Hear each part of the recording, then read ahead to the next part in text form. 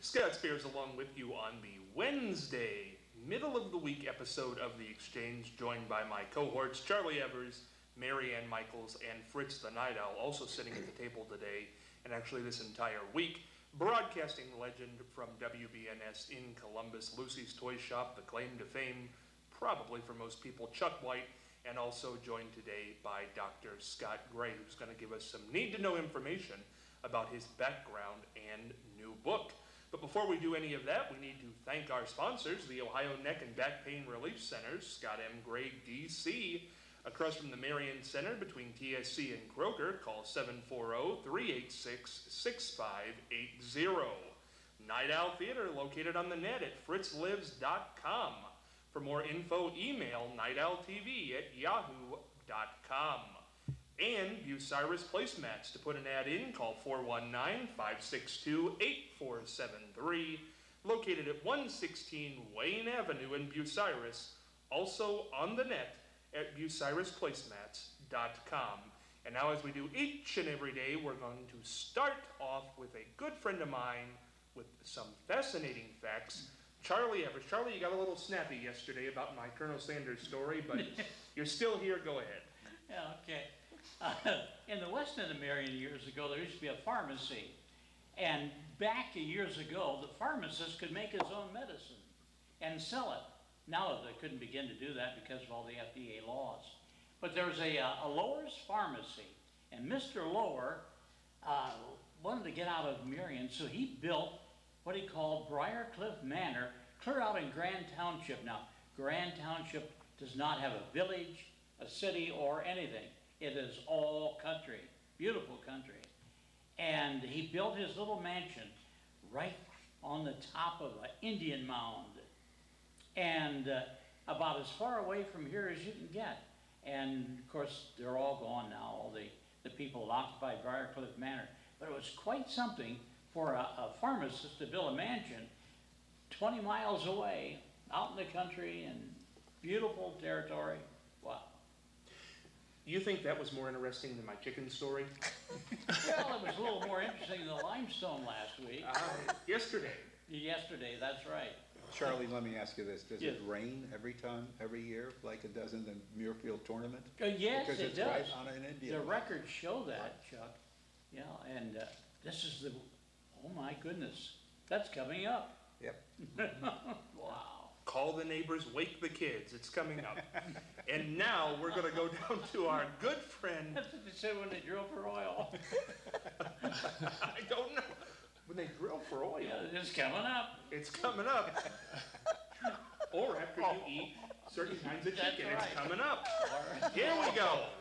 If you don't have rough. any, it's going to be a rough day. It's going to be a rough midday here. If you don't have anything to do tonight, you want something to do, I'll tell you what you can do. You can grab a bucket of chicken, sit back, watch a great movie picked out by this guy, Fritz the Night Owl, with the Flick Pick. Thank you, Scott. Over the years, I get about 20 to 30 letters on Night Owl Theater, people requesting movies. And the two most requested stars I got, and you got to remember in those days we showed Fred and Ginger and Betty Davis and Burt Lancaster and John Wayne, had all kinds of movies. But the two most requested performers we got were for Godzilla and Elvis. And when we would show an Elvis movie or had an Elvis week, I mean to say, people were ready to elevate me to sainthood. So tonight, I'm going to recommend an Elvis movie for you. This one goes back, it was the first movie that Elvis made after he got out of the Army. It's called G.I. Blues. Elvis was 25 when he made this, but he still looks 17, and you wouldn't recognize the pre-Army Elvis. The swagger is gone, the rock and roll hip swinging is all gone. All that's left, the lecherous leer is gone. All that's left is the droopy eyelids. But Elvis looks great. He sounds great. It's about he and a couple of his GI buddies who want to put together a musical group and make musical history. A lot of good songs in it, including an updated version of Blue Suede Shoes. And the female lead is played by dancer Juliette Prowse. She's versatile. She's intriguing, fun to watch. So it's a 3-star Elvis movie. First one he made after he got out of the Army, and I think you'll enjoy it. Elvis Presley, G.I. Blues. You can't go wrong with an Elvis Presley movie. Viva Las Vegas, Blue Hawaii. Boy, he did some great movies, and there are some dedicated fans for Elvis Still are. Presley. Oh yeah, Yeah. still there. We, with Chuck White here and Fritz the Night Owl, we've been reminiscing about some of the great WBNS stars of yesteryear, and I want to get one more in today on Wednesday. We talked about him with Dave Kaler last week. He's elusive. He's definitely in retirement now, but boy, he's a great guy, and that's Joe Holbrook, weathercaster extraordinaire. Chuck, tell me about Joe. Joe was a classic. It was, I have to tell you, and Joe killed me for telling you this, a story that happened. Forgive me, Joe. Many years ago, back in the early days when Fritz and I were, when Fritz had just left and I had started there, there were no women in the station at all in the evening. There were all men on the switchboard. Do you remember this, Mary Ann? Yes. Okay. So, which meant that it left it open for all kinds of practical jokes and all kinds of pranks. Well, Joe Holbrook was doing the weather one evening, the 11 o'clock news, and one of the commercials that was on that show was for Shell Oil. Well, Joe would have put on the cap, the Shell cap, the Shell jacket, the shirt and the pants and everything, but it wasn't Joe, it was Don Riggs was the guy who was doing the commercial. Don would don this outfit, which looked like a Shell outfit, what the attendants wore. But Don would always come to work every day with these SK boots on. You know, I don't have to use We know what SK means. Okay, The right. second word's kicking. Exactly. Yeah, there you go. Exactly. He'd always wear these boots to work, and if he even had a suit on, he'd have these SK boots on.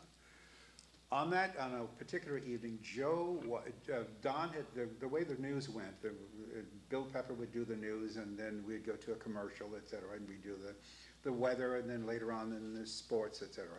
The commercial had been done. Don Riggs, he had done the Shell commercial with his hat, and he was standing in front of a diorama, which was the Shell station. It was so that it looked like he was actually at a Shell station. He had done the commercial, and we were going to the weather. We went to the weather, and Joe, back at that time, we had a big, huge board, a plexiglass board, and underneath the board was a map. And Joe would do his weather, unlike today, you do it all electronically. But he used a flow pen. You remember those days when you used a flow pen, and he said, there's a weather, there's a front coming, et cetera. And he was doing this weather, this forecast. He was writing on the map, and he turned around to the camera, to face the camera, and all of a sudden, he totally lost it. He could not stop laughing. And he said, folks, I'm sorry, but something just happened in the studio that I'm really not at liberty to tell you about. Well, now we can. You can talk about it. But Don Riggs had gone in with this, after the commercial was over, had his Shell cap on and his SK boots and his Shell shirt, but nothing else. Totally, absolutely, no pants, no underwear. Oh, Holbrook saw this and he totally lost it. He couldn't stop laughing. But that's one of the many. Joe's a classic. Joe used to lift weights, and he was Joe could tell the greatest jokes you have ever heard. And you don't picture Joe Holbrook telling jokes. He was the best jokester in the world. didn't he fly planes too? Yes, Flew yes. planes, Right. fascinating. Right. And was really one of the first meteorologists in Columbus who knew about the weather. Right. He studied it. Interesting man. Right. Fritz, we talked last week about Joe got you into broadcasting. Well, Joe helped me a lot. He and Bill Pepper, who was the chief announcer and one of the main newscasters at Channel 10, used to stay after their show, the 11 o'clock news and the 11:15 weather, and they would actually give me announcing lessons and show me how to read copy and how to interpret things and so forth like that. So a good teacher and a good friend. And of course, Joe is still, you can see him in print ads for some kind of gutter, or one of those things you put over the gutters that Gutter keep the cap. leaves out. Yeah. Yeah. So you still see pictures of Joe. I got a copy of the Paper Mint just the other day, and it had the Joe Holbrook with Joe's picture. Looks great, and I haven't seen him for a while, but wherever he is, still a great guy, Joe Holbrook. Yeah. Here's looking at you, kid. We beg of Joe to come on, and maybe one day he will. That would be a lot of fun. We're joined today by Dr. Scott Gray, chiropractor. Has been on with us several times. Dr. Gray, how you doing? Very good, thank you. Last week, actually a few weeks ago, I guess it was now, Fritz and I were talking after the show, wondering how you got into chiropractics. How did that happen? Well, that's an interesting story. I mean, it all started back when I was in undergraduate school, and I was going to school down at Columbus State in Columbus there, and I was going down 315 and came around the corner, and everyone was stopped in morning traffic. So I slammed on my brakes, and I was able to stop short of the person in front of me. But a few seconds later, someone came around that curve, didn't see me, and I got hit at about 55 miles an hour from behind. So my whole goal back then was I always wanted to be a doctor. Ever since I was a little kid, I wanted to be a doctor, wanted to help people, and really all I knew was the medical model. So that was the way that I was going, was to be a medical doctor. So what happened with this car accident is obviously this damaged my car a lot, but it damaged my neck even more. And I was unable to turn my head to the left or to the right. There's many viewers out there that may have had whiplash injuries before, and that was a very severe whiplash injury that I endured. And I had neck pain all the way down into my back as well. So, you know, I had all this pain, didn't know what to do about it, and took some medications, some muscle relaxers, and nothing really worked for me. And little did I know, I grew up with my family, and then both my grandmas lived with me. And my mom went to a chiropractor as well as one of my grandmothers. And they said, you need to try our chiropractor. So, and his name is Glenn Izor. He's a doctor down in Dublin, still practices down there.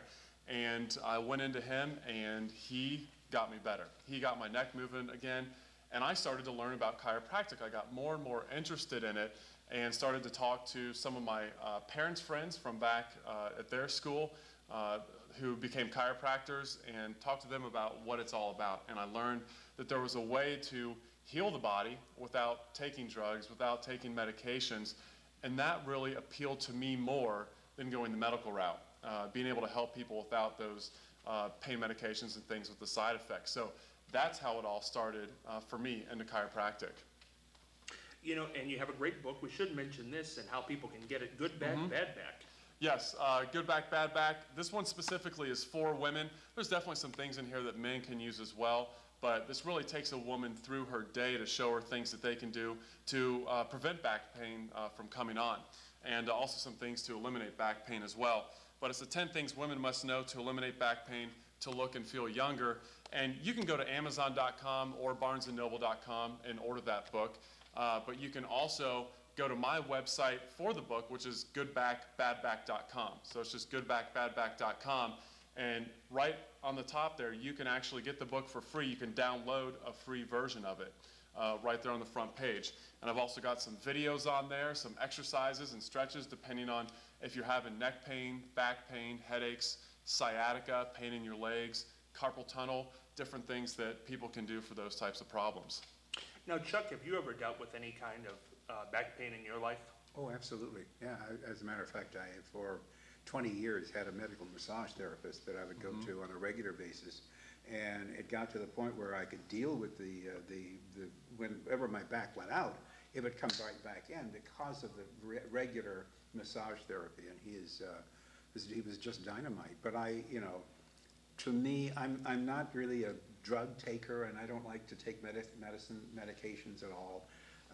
I do if I'm in pain of some kind, if it's necessary, but very seldom do I take drugs of any kind. But when my back goes out, I gotta give it a good stretch, and that helps tremendous. That'll help me more than Aleve or anything else if I stretch it right, pull my knees up to my shoulders and get. Yeah, I've had it before, and sure. As a matter of fact, I've even gone to chiropractic before, many years before I even started with my massage therapist. But I believe in taking the alternative to some medicines, although I'm not saying anything against medicine by Right. any stroke of the imagination. If you need it and you have a doctor who's prescribing it, take it. For me, I prefer to do it in any way possible without the medication. I've had to take medication before. So you don't even have high blood pressure? Well, one doesn't. Because high blood pressure pills are absolutely necessary. Yeah, I exercise on a regular basis though, That's and great. that keeps my blood pressure down dramatically. And I try to watch what I eat, although we wouldn't know it right now, but I do try to watch my diet. But exercising, to me, is the greatest It is. medical miracle there is. Do you agree with that, doctor? Yeah, I mean, exercise is necessary for everyone to stay healthy. I mean, it's going to be a great thing to keep your blood pressure down because, I mean, you're keeping your blood moving. And one of the problems with our lifestyle in America is the sedentary lifestyle. You know, the less we move, the less healthy we're going to be. And I just want to share something interesting about blood pressure. There was a report that was just done on Good Morning America. It was about a year ago, and they actually had a medical doctor on there talking about different ways that you can address blood pressure. And he mentioned a study that was just done where they found that our nerve that comes out of the first cervical, or the first neck bone, that actually helps control blood pressure. So what they found is that when chiropractors would adjust the first cervical vertebra in a specific way, you take pressure off that nerve and blood pressure actually dropped by 10 to 15 points. And that was very surprising to see, flip on Good Morning America and see a medical doctor saying that. So there's been some really great research coming out about how even chiropractic can help with blood pressure as well. So very interesting ways out there to address your blood pressure. There's another way of addressing it that I do on a regular basis, and that is through meditation. I found that my wife is a nurse, and she has taken my blood pressure before and after meditation, and it's amazing how it will drop. Now, I'll go into my doctor's office, and he says that what I have is white coat syndrome, which means that my blood pressure goes up immediately when I go into my doctor's office, because you know, if you have any kind of anxiety, your blood pressure is going to go up. Yes. Well, every time I go into the doctor, I have some anxiety, because I don't know what he's going to tell me, and I don't know whether I'm willing to hear it. But and I always obey him if he tells me to do certain things. But the meditation does help. It helps tremendously. That's an interesting story because my family doctor son is a doctor. And I went in for a regular checkup, and I had his son in school in the 7th grade. And as soon as I saw him, I thought, oh, I don't want him as my doctor. I mean, you know, it just didn't seem right. My blood pressure was so high. He took my blood pressure, and the doctor said, well, you go ahead and take her blood pressure. He said, well, I think you better look at this. And it was so high. Did you give him bad grades? Was that what it was? Oh, Mary? A little pay back coming your no, way? he was a wonderful student. I mean, I just loved him. That'll teach old Mrs. Stolarczyk to put me on the wall. But you Now know- I've got her. And then another story, I have to tell this story because it is funny. I had my gynecologist retired. So the doctor that took his place was a wonderful doctor. And the first time I went into him for my regular gynecological, Gynecological. It's a big, yeah. that's right. I sat down across from him. He says, Mary Ann Michaels, when I was going to medical school, I watched you on the 6 o'clock news every day. I'm like, oh, no. And he's your And gynecologist now. he was young, and he had these rosy cheeks, and I thought, oh, my, he's going to be my gynecologist. That is quite a story. Gynecological Wednesday here on The Exchange. That would be a little bit uncomfortable, I think. It's A certainly little awkward. That'd be a little awkward. But he turned out to be a wonderful gynecologist, and I still go to him, so, you know, it's okay. It worked out It okay worked in out, the but end, no pun. boy, when he made that statement, I thought, oh, my. Oh, goodness. Doctor, I have a question for you, and it's not about gynecological things. Good, that's not my You expertise. know, here's what I want to know. Chiropractics, because we've talked about it being so prevalent and taking the forefront. We seem to be an age-conscious society in that I think we all want to live forever. You know, we want to go on and on and on as healthy as we can. What can be done in the chiropractic field to extend life? Is there anything? Actually, there's a lot of research out there on the way that the spine affects different areas of your body when the spine goes out of alignment, okay? When your spine goes out of alignment, the problem is it irritates the nerves. And those nerves are what come down from your brain and control everything. They go to all your organs and control the way your heart beats, the way your lungs breathe. Everything that happens is controlled through that. So what happens then is they've actually looked at the research, and it's actually shown that when you have a subluxation, which we call misalignment of the bone, when it hits those nerves, it can actually cause inflammation out at that organ that nerve actually goes to. So they did what's called the Windsor autopsies. They did this several years ago, and they looked at people after they had passed away, and they checked their organs. If they had liver disease, they would trace it back, and there would be problems where those nerves come out that go to the liver. If they had heart disease, they would trace it back, and there was a problem there only where the nerves that come out that go and control the heart. And what they're starting to find is that where there were subluxations and irritation to the nervous system, that caused problems out into those organs. So it can definitely affect your health in different areas other than just back pain and aches and things like that. But one of the things that I teach my patients is just chiropractic. One of the biggest things is just to extend the joy of your life, to be able to move around the way that you want to move around without that pain and discomfort, not have to take the cocktail of medications every single morning and deal with all those side effects. It's really to extend the longevity of life, the vitality of life, but can also have a lot of other effects like we talked about with the organs. And the book again is Good Back, Bad Back, and you can get that at goodbackbadback.com. That's correct. Perfect. You got it. Charlie, just to tell you how prevalent this is, your wife saw Dr. Gray recently. That's right. And any report back? I haven't seen her since. Ooh, and that's That's great. well, there you It's one go. of those things. Just one of those things. Just happened like that. We're going to go on to the mailbag because we Are you haven't. sure you're not Flippo reincarnated? That's exactly. That was great. We're going to go into the mailbag because we haven't done it this week. So here we go. Let's go to the mailbag question. My grade school teacher wants me to be her gynecologist. What should I do? Charlie, what do you think? Kind of an odd question, but I think fits the bill today. Yes, it does, doesn't it? It does. It really. It's a theme show. It's like Murph used to be. Well, I don't know. It's just kind of a touchy little thing. So to speak. What do you do? I really don't know. It's Buy a all pair up of to the sunglasses. individual. Take care of it. You know, this is kind of a free world we live in anymore, and nothing matters.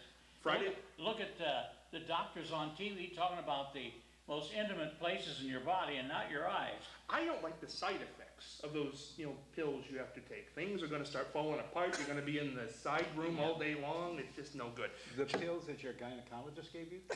So my gynecologist is busy. Doc, what do you do? What do you do? No. What do you do when your teacher wants you to be her gynecologist? I think once they've had the education, they've gone to medical school, they look at you in a different light. You are just an organism who's there to be healed. And I think you can deal with that. Mary Ann's dealt with Mary it Ann very speaks well. with So she experience speaks on with this topic. experience. Mary Ann, do tell. I take the fifth. On this one? Yes. Okay, doctor, you're a doctor. Have you ever had a patient come in who was a former something or another, and you had to have them? I don't know if the chiropractors get people to. We are that old. not quite as intimate as the gynecologist is. So that's a different level of probably awkwardness between the patient and the doctor. But I've had patients that I've known from high school, and with my profession, it's not very awkward. I could see that there could be some there, but if the doctor's professional, if they handle it in a professional way, I think they can really minimize that effect. And if they're good at what they do, you find the best doctor. And if they're the best one out there, then you stick with them. Fritz. I would just add that I think that there is for this lady or this person, there is an added element of trust in the sense that they've had contact with this person and they know them more than just as a medical subject. So I'd say if the person wants the person to be the gynecologist should say, fine. Now, I Fritz, went- you know, he's just made this question up. You know, it That's- wasn't in the mailbag. What's your gynecologist's It first was- name, Mary? Oh, no way. No, his first name. What's his No, first name? no way, She's no taking way. the fifth. You don't know But I mean, you- his first name. No. She's taking the You don't tell me fifth. his last name. Tell You me know, his first name. I'm at an age now where I have a senior moment. I have a senior moment right now. I just read the questions, Mary Ann. No. I don't know what's coming. You just made that up. Hey, it happens. I mean, I'm sure that's happened before. Anyway, if you have a question for the mailbag, feel free to join us on Facebook under the name The Exchange Marion, or email them to us at irmcommunication@gmail.com. We've got singing coming up later on in the week. Brenda Donegan's Ohio. Chuck White's going to stick with us. Boy, we've got lots of fun. Don't you dare go anywhere. Have a great Wednesday.